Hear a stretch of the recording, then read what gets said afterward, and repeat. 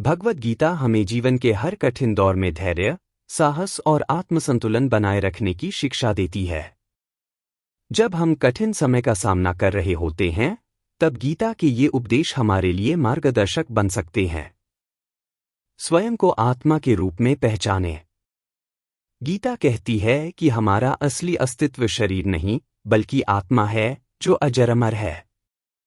सुख दुख जीवन के अनिवार्य भाग हैं, लेकिन आत्मा पर इनका कोई प्रभाव नहीं पड़ता। हे अर्जुन, सुख दुख क्षणिक हैं, वे आते जाते रहते हैं। इसलिए धैर्य रखो और सहनशील बनो। कर्मयोग अपने कर्तव्य पर ध्यान दें। भगवान श्री कृष्ण कहते हैं कि हमें केवल अपने कर्म पर ध्यान देना चाहिए, न कि उसके फल की चिंता करनी चाहिए। तुम्हारा अधिकार केवल कर्म करने में है, उसके फल में नहीं। इसलिए फल की चिंता छोड़कर अपने कर्म पर ध्यान दो। सकारात्मक दृष्टिकोण बनाए रखें। मनुष्य को स्वयं ही अपना उद्धार करना चाहिए, स्वयं को गिराना नहीं चाहिए। क्योंकि आत्मा ही स्वयं का मित्र और शत्रु होती है। समत्व भाव रखें, सुख दुख में समान रहें।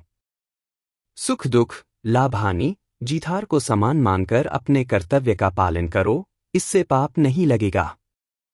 भक्ति और समर्पण का मार्ग अपनाएं। सब धर्मों को त्याग कर मेरी शरण में आ जाओ। मैं तुम्हें सभी पापों से मुक्त कर दूंगा, इसलिए शोक मत करो। गीता हमें सिखाती है कि बुरा समय केवल एक परीक्षा है।